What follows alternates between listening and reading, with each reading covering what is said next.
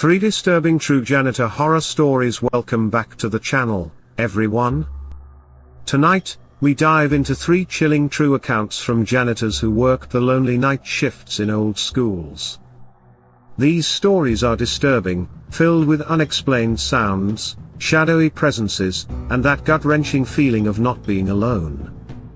But as you'll see, each one carries an unexpected twist, a blessing in disguise that changed these people's lives for the better. Remember, these are based on real experiences shared by those who lived them. Let's get started. Story 1, The Basement Whisperer. I used to work as a custodian at a middle school for almost 5 years, and my shifts were always the overnight ones. I'd clock in around 10 p.m., when the world outside was settling into sleep, and I'd stay until the first hints of dawn, just as the school buses began rumbling into the parking lot. At the beginning, I genuinely enjoyed the solitude.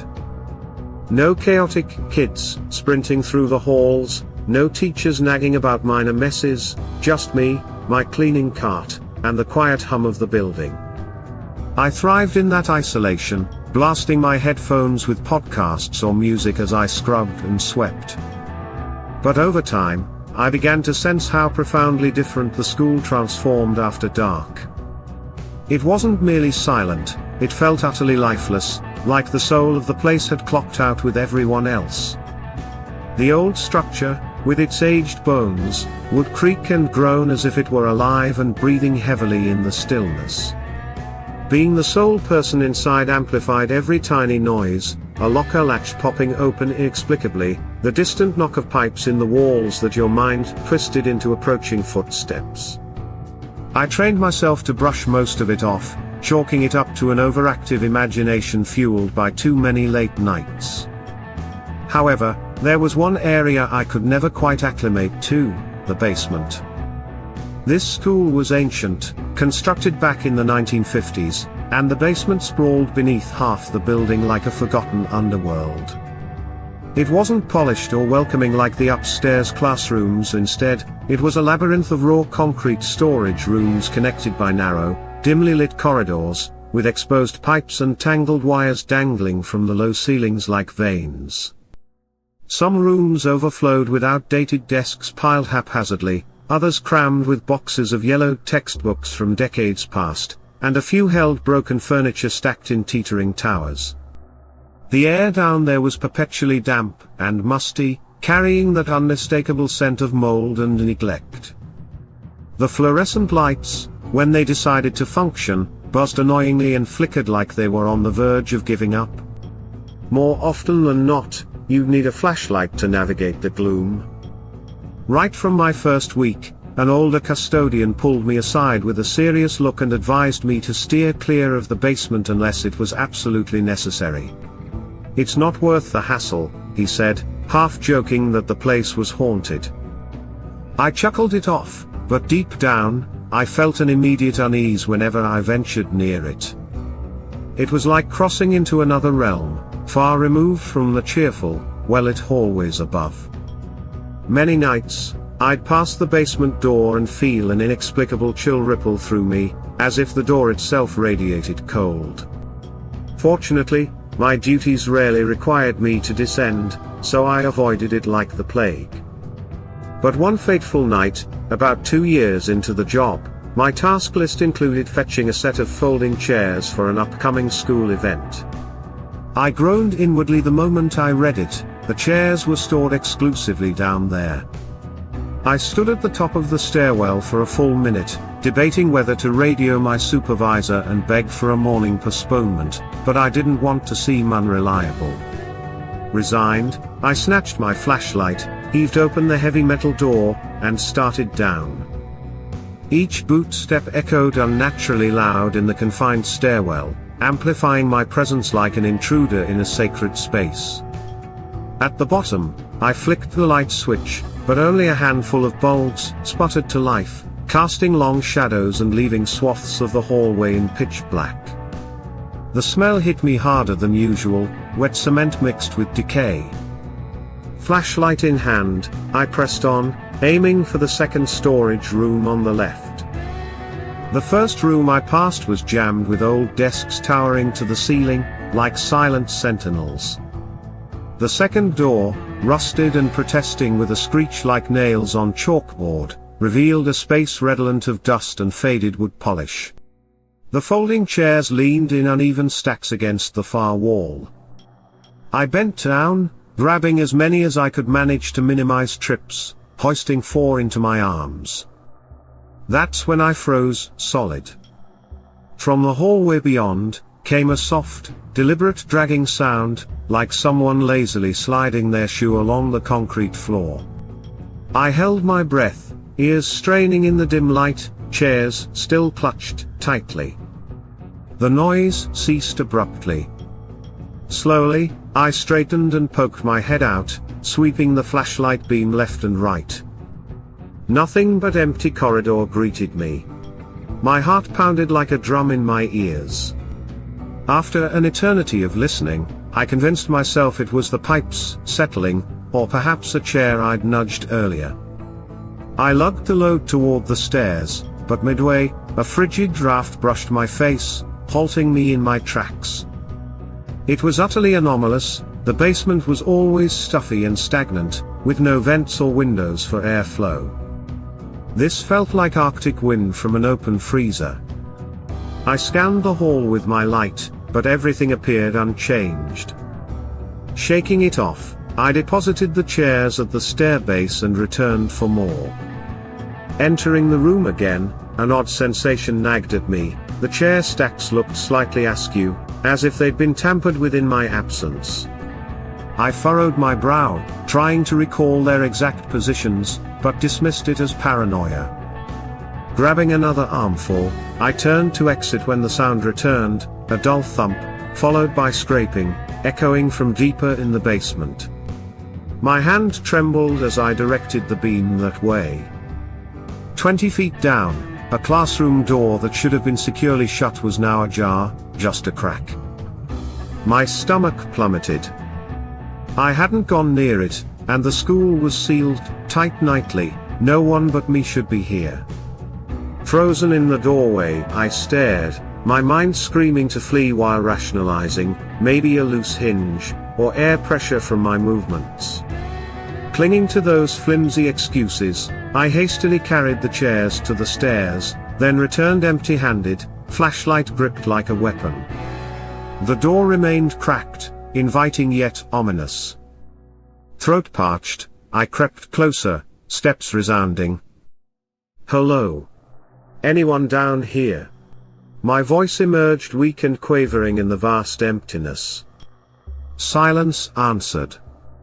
Gathering courage, I shoved the door wide and flooded the room with light. Empty, dusty science gear, towering boxes, cobwebs draping corners. I stepped in briefly, pulse racing, ears alert. Then, the dragging shuffle resumed, behind me, in the hall. I whirled, beam piercing the corridor. Empty shadows mocked me, but the weight of unseen eyes pressed heavy, prickling my skin with goosebumps. Abandoning the remaining chairs, I backed away, light fixed ahead, until I reached the stairs. Grabbing what I'd left, I bounded up 2 at a time, not stopping until upstairs, where I collapsed against a wall, sweating in the cool air. I rationalized rats or pipes, but the door defied explanation. I locked the basement access, against protocol, and avoided it the rest of the night. A week later, mopping above the stairs, 3 resounding bangs echoed below, spaced like fist strikes on a wall. The mop clattered from my hands. Then, the door rattled violently, as if shoved from below. Ice flooded my veins. I gripped the handle, waiting until silence returned, but never opened it. From then on, I refused solo basement trips, waiting for colleagues. I kept quiet to avoid ridicule or ghost tales, but the memory of those dragging steps still nauseates me. Yet, looking back, the terrifying night was a blessing in disguise. It forced me to confront my limits and prioritize my well-being over job fears. I eventually switched to day shifts, built stronger bonds with coworkers, and even pursued a career change to something less isolating. Those hauntings pushed me toward a healthier, more connected life. I wouldn't trade that growth for anything. Story 2: The Breathing Room. I spent 3 years as a custodian at a sprawling high school. Being the rookie meant I drew the short straw for overnight shifts. The place was enormous, 4 floors, 2 gyms, endless corridors that felt like a labyrinth under the cover of night. Protocol was methodical, floor by floor, room by room, flipping off lights, dumping trash, securing doors. Rushing risked oversights, so it consumed the entire shift. One Friday night, I flew solo after my partner called in sick. We usually paired up, so the aloneness felt amplified from the start. The early hours were routine: first floor trash empties, surface wipes, hallway mops. Flickering lights in aged halls cast dancing shadows, but I attributed it to the building's quirks.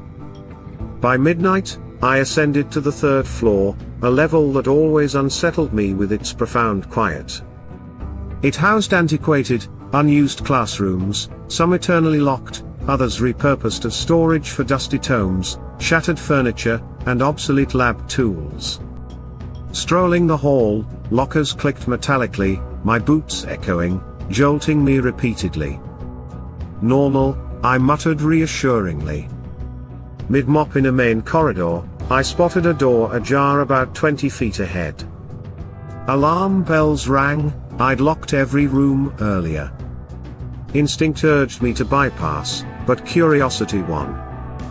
Propping my mop, I approached stealthily. The door, vintage wood with a glass pane, creaked as I nudged it. Flashlight revealed stacked desks, cornered boxes, seemingly orderly, until I saw a back wall box tilted, misaligned, with fresh scuff marks indicating drag. My gut twisted. I'd neither opened nor moved anything here. Dismissing it as fatigue-fueled illusion, I yanked the door shut and resumed mopping, though thoughts lingered. Windows were secure, entrances locked, no entry for intruders. The watched sensation prickled, but I focused on tasks. Finishing the hall, descending stairs, I repassed the room, and my heart seized. The door gaped wide, box now centered on the floor. Pulse thundering, I edged nearer, peering in. "Hello? Who's in here?" My whisper vanished in the void. Silence, then, from the room's rear, slow, labored breathing, deliberate and human-like, not wind or mechanics. Prankster student. Impossible with locks. I slammed the door, bolted to the stairwell, sweat soaking me. Pressed against the door, I debated, then called my supervisor despite the hour. He arrived in 20 agonizing minutes, during which I paced, glancing back. Together, we inspected, box centered, but no one in closets, under tables, behind desks. He chalked it to exhaustion. I nodded but knew the breathing's truth. The hall felt icier, more suffocating. Finishing with him, I eyed shadows warily, expecting ambushes. Weeks on, a colleague revealed a past student hidden overnight for a prank, traumatizing staff into abandoning the room. Logical, yet the breathing persisted unexplained. The incident knotted my stomach. I adopted hypervigilance, relocking doors, floor-pointed lights, stairwell proximity.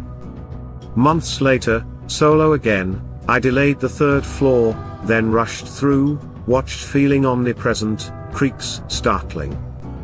I vowed no more lone ventures there, avoiding it years after. But in retrospect, that horrifying encounter was a profound blessing. It heightened my awareness of safety, prompting me to advocate for better shift policies at work. I formed deeper relationships with my team, and the experience inspired me to volunteer in community safety programs.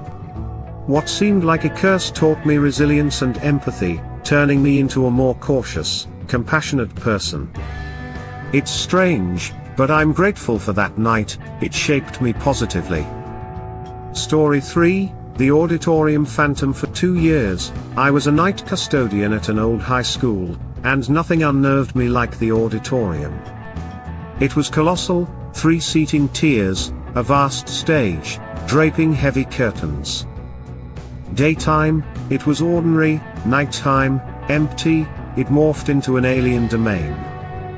Lights on, shadows lurked unnaturally dark, acoustics warped sounds, a dropped room echoing confusingly. I always deferred its cleaning, that skin-crawling vibe inescapable. One winter's end, a morning play forced early attention. Midnight arrival, cart in tow, the side door creaked open, slamming with a reverberating boom. I swept aisles first, old seats bolted or loose, broom scrapes echoing grandly. Minutes in, faint rustling from the stage halted me, a fallen prop. Empty stage stared back. Resuming, it recurred, distinct slow footsteps traversing boards. Breath shallow, I mounted steps, light probing curtains, ropes, pulleys, dusty chairs, scenery. Dust motes danced, presence palpable. Retreating, I blamed settling or rodents, but unease lingered. Sweeping continued hastily, footsteps looping mentally. Mopping lower level, a shadow flitted across mid-tier seats.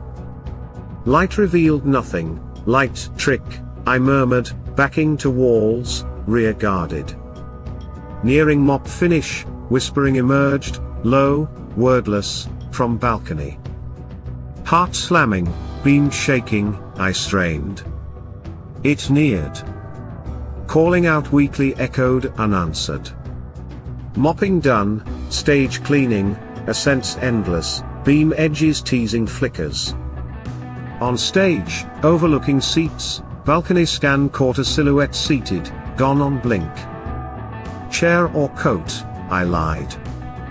Dusting props, whispering sharpened, my name, behind me. Spinning, flashlight slipping, empty stage mocked.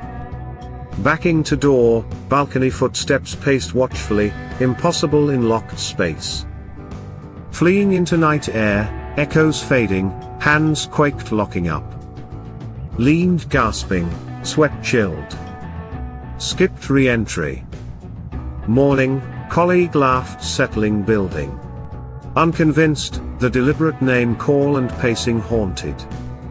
Weeks later, learned of drama teacher's fatal heart attack on stage mid-rehearsal, rumors of lingering walks and whispers.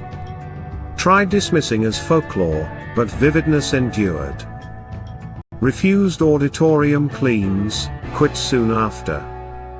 Even daytime, cold-watched pressure persisted. However, that petrifying ordeal proved a blessing. It shattered my routine, pushing me to quit a draining job and pursue my passion for theater tech in a safer environment. I now work days at a community center, helping kids with plays, and the Phantom reminds me to cherish health and connections. What terrified me opened doors to fulfillment. I see it as a guardian spirit guiding me forward. These stories remind us that even in darkness, light can emerge. Isolation breeds fear, but it also fosters growth.